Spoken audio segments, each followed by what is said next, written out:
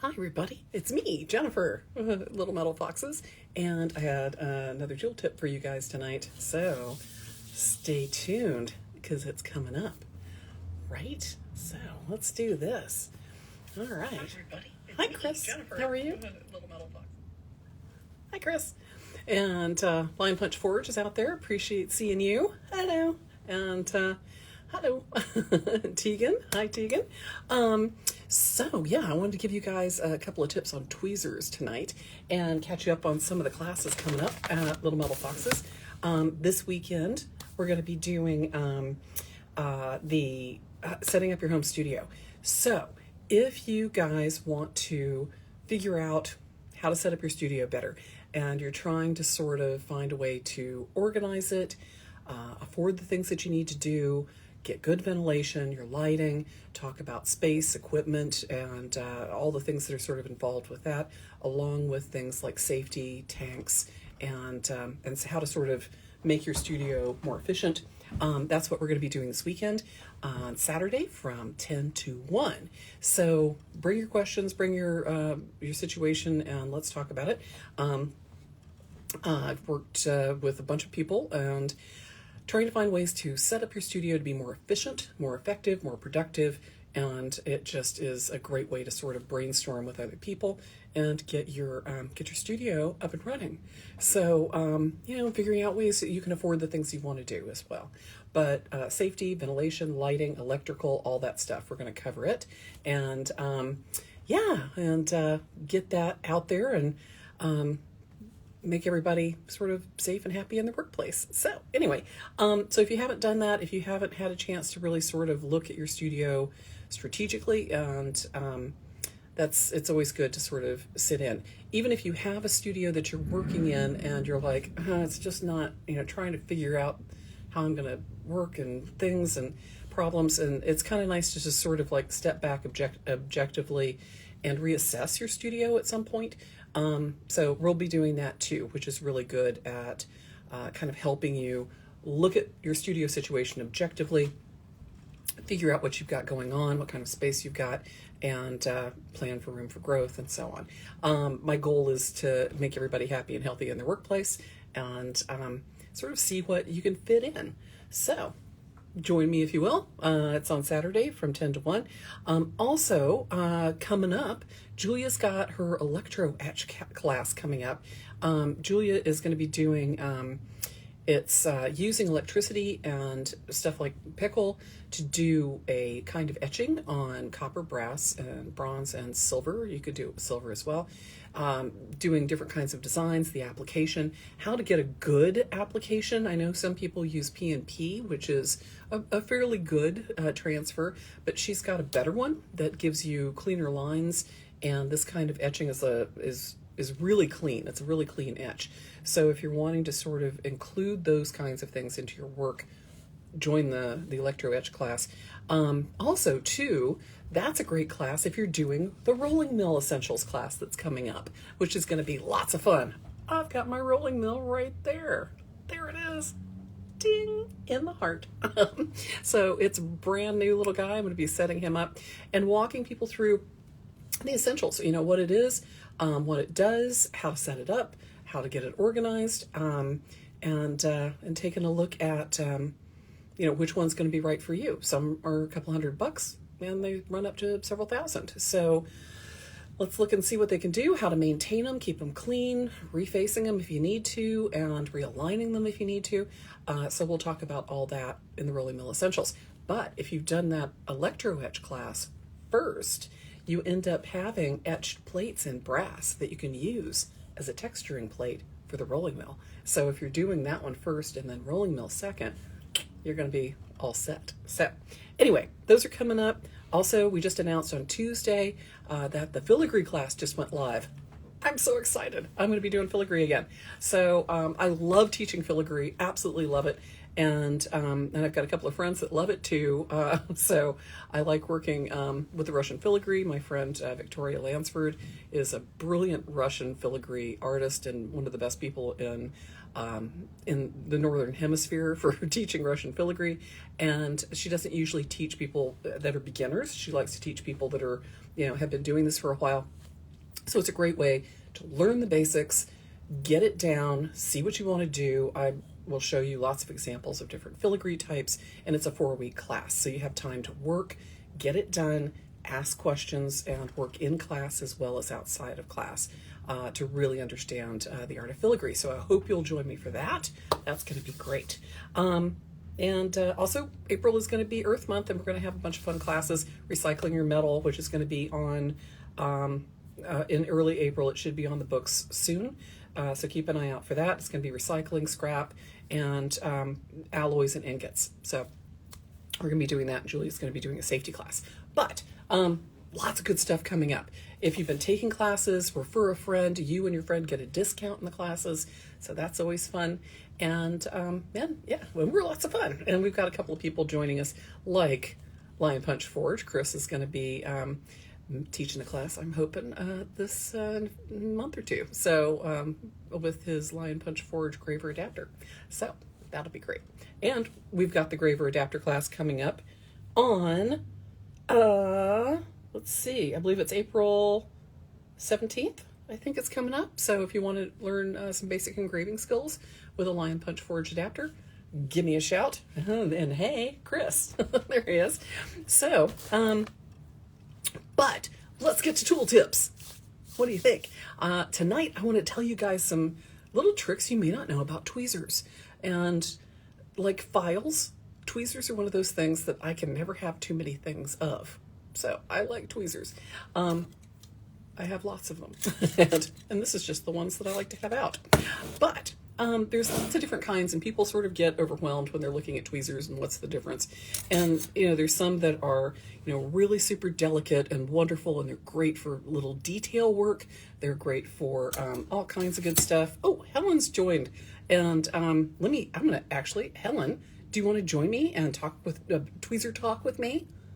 I think you should. Here we go. Let me see. I'm going to grab Helen here to join me. And, where's she? Let's see. Helen. Nope. Oh, where are you? Let's see if I can get you in here. There we go. Yay.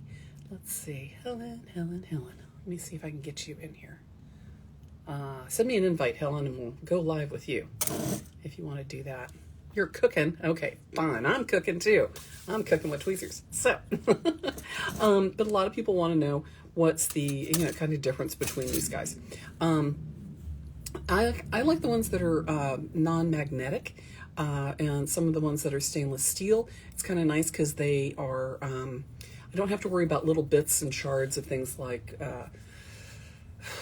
Things sticking to them, like saw blades and drill bits and little bits of steel. When I'm soldering and stuff, that's one of the things I really don't want to have. There we go. Yes. They have stainless steel and they have non-magnetic ones. Some people like the magnetic ones because they're using a magnetic hanger for them, which works great. But I kind of like mine non-magnetic. Hi, Helen. How are you? I've got You're live from your kitchen. All right. So little tweezer talk here.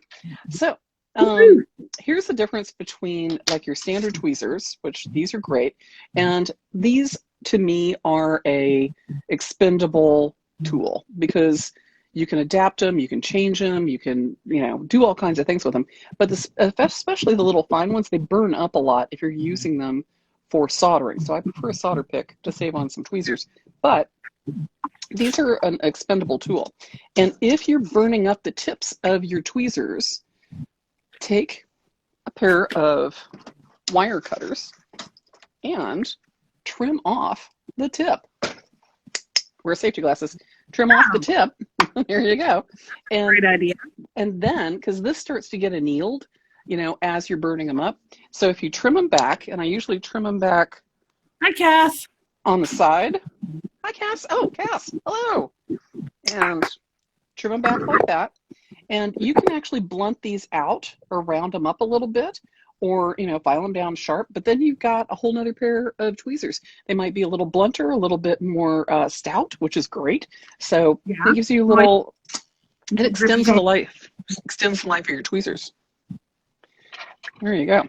But check it. I like this. So there's a set Rio has, and I love this little set. It comes with a variety of tweezers, and what's better than a variety? So one of them, this one's great if you're trying to do things like solder a bezel on a ring, because it holds it nice and flat, right? And I know you do a lot of little bezels on rings. This is really helpful. So you can kind of clip it on, put your bezel face down, your band here, and then it actually has a slide that'll hold it tight. So while you're soldering, this is really kind of nice. It's a nice little ring tweezer.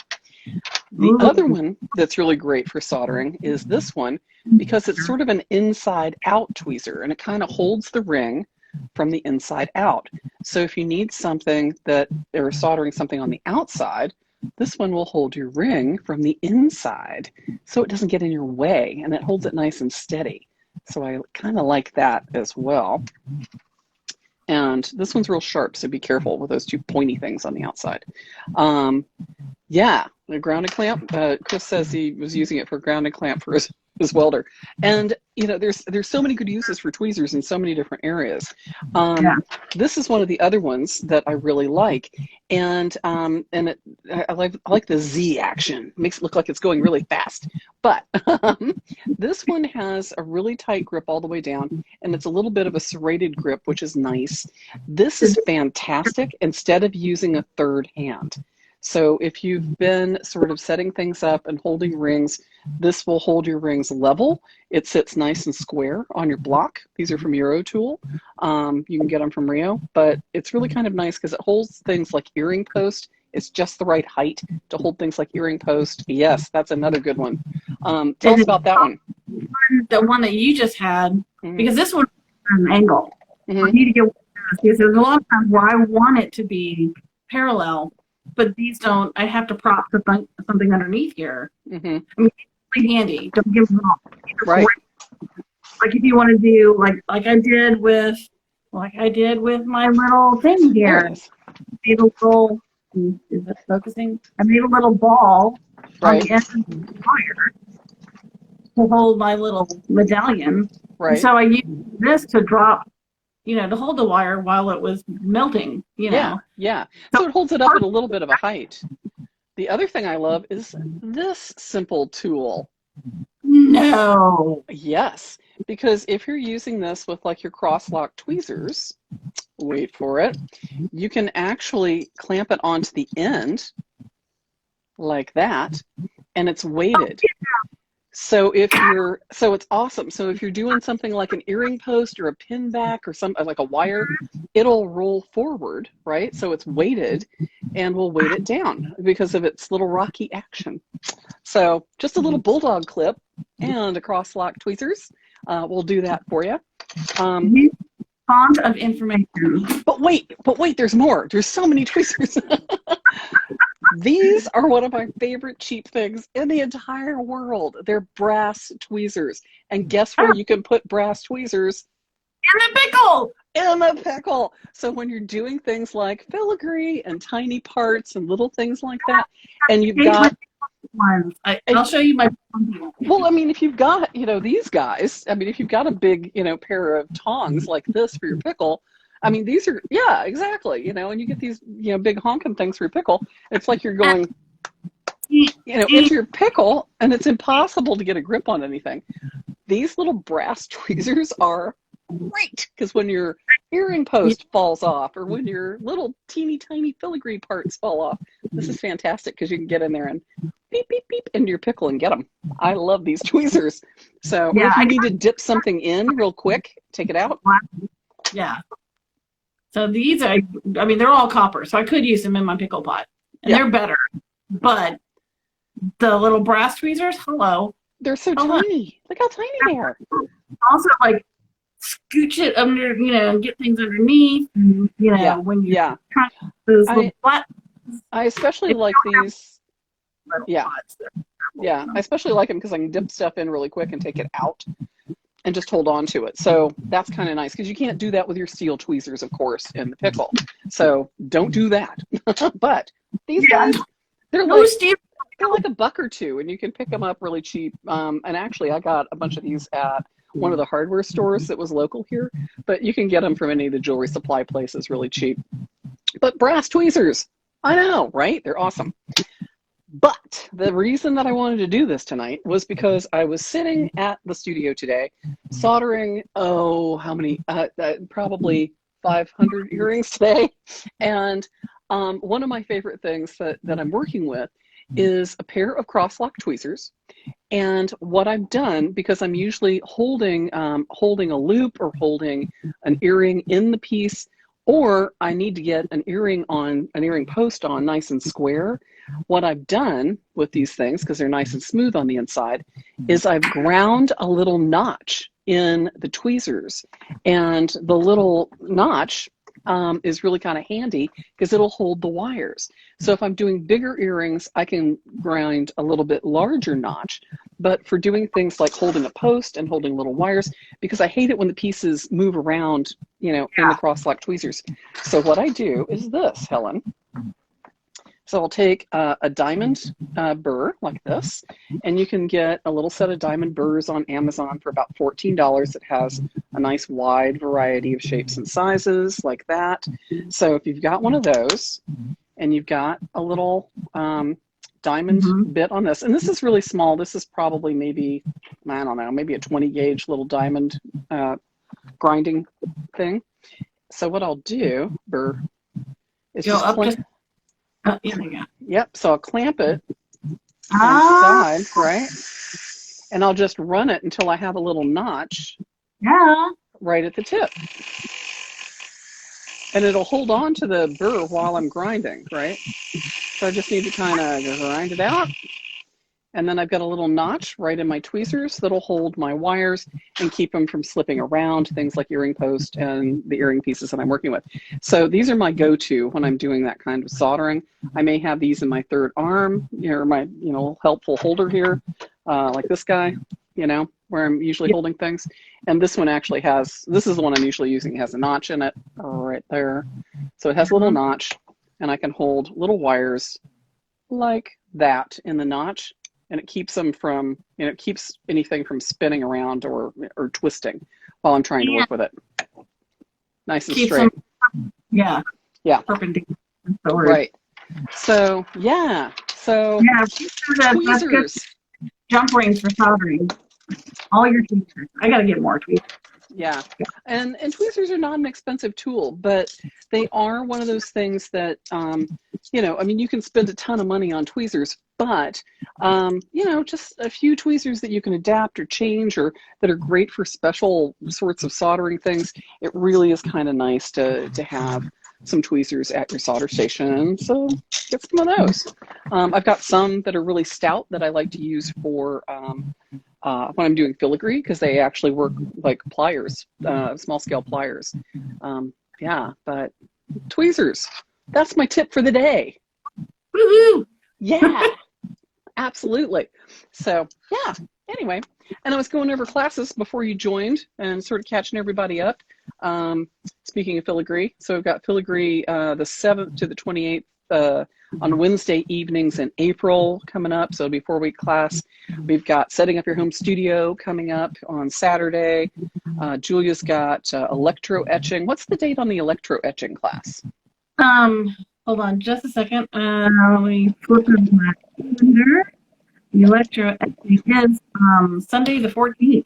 Sunday the 14th, yeah. So that's going to be great. And I know you got something special in the mail today, didn't you?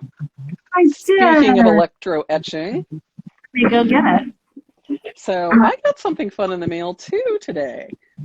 Did you? I did. You sent me something that I wanted to share. So I haven't opened it yet. So here we go. I'm going to open now. So this is from Helen.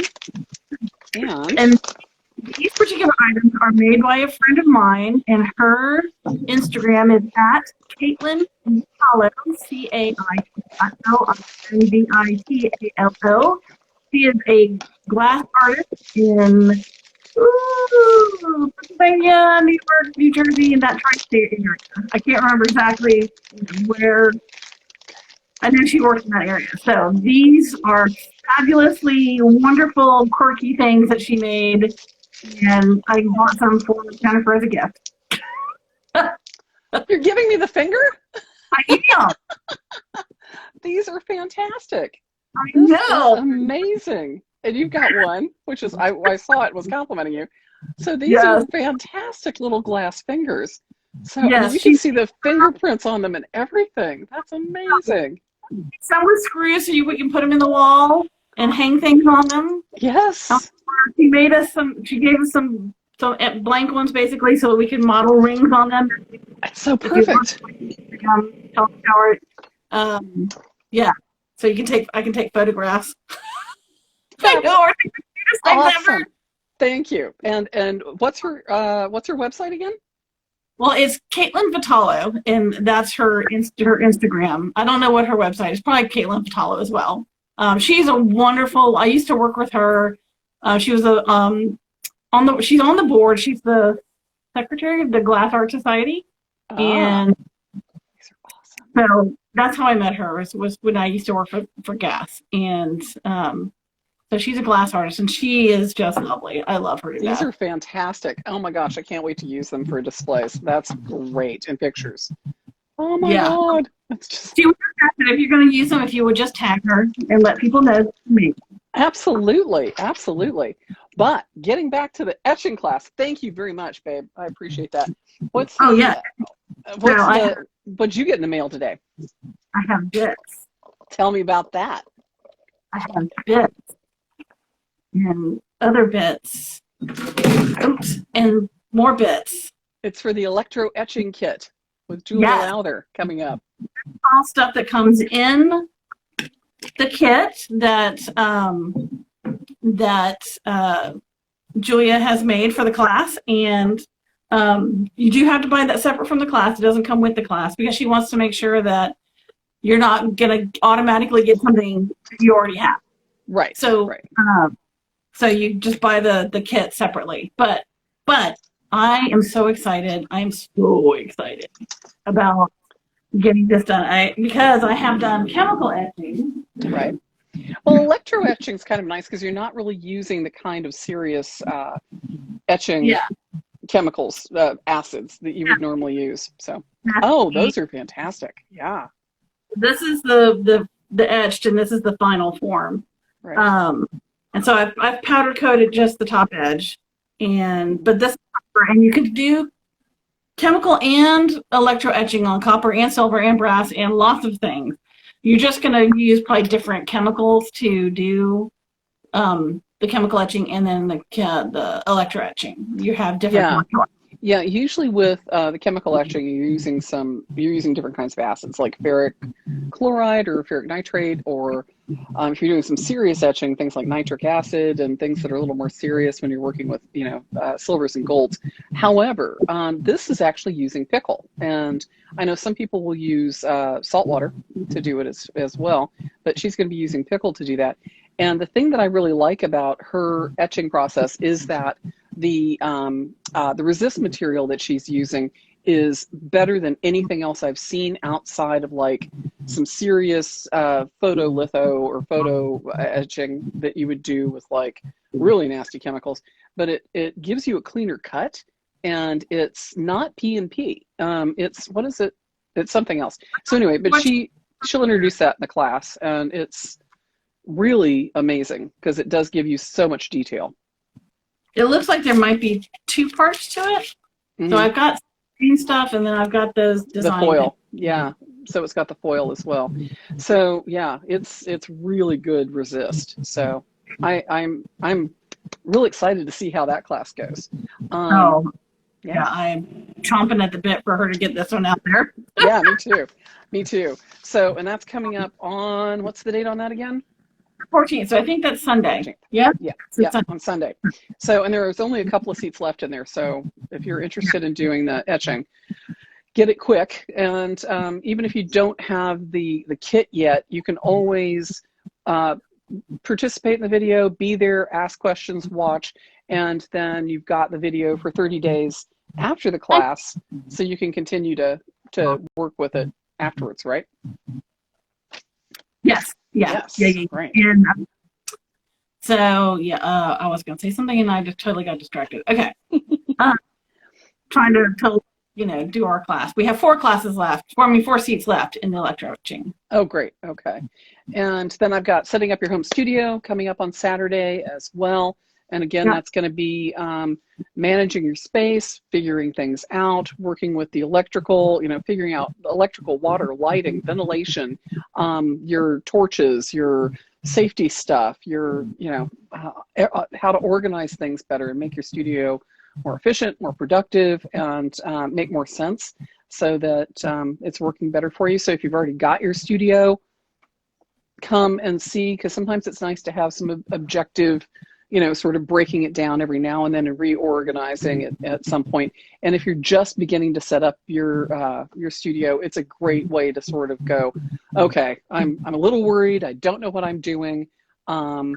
And if you are, I've had people that have taken the class and they're like, I've had my studio for a couple of years and I really want to take it again because I know there's stuff that I can add.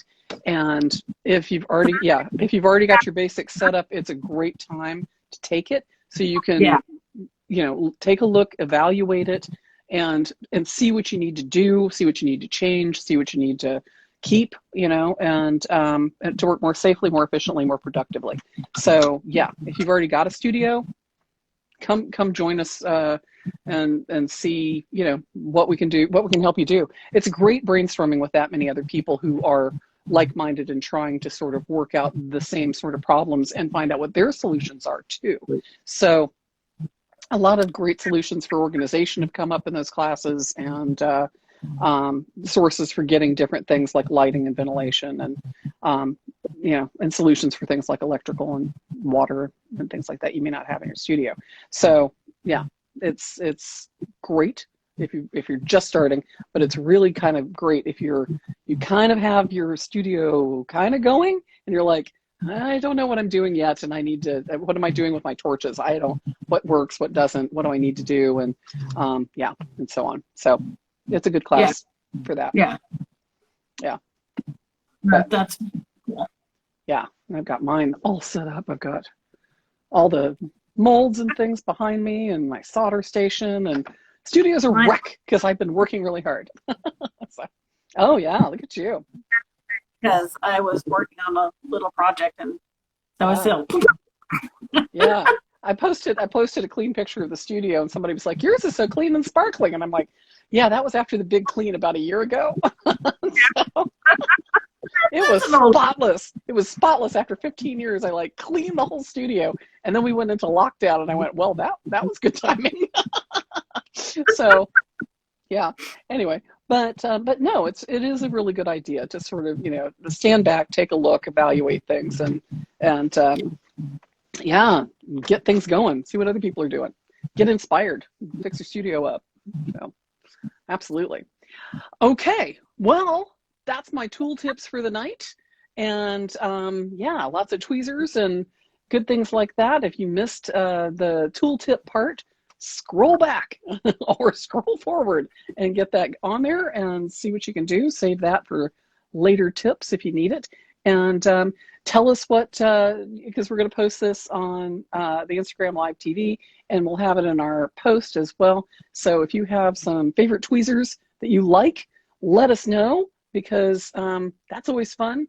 And share some tool ideas. So, and I'm going to try and be back Tuesday and do another tool tip. So stay tuned for that. Right? all right. Yes. Yeah.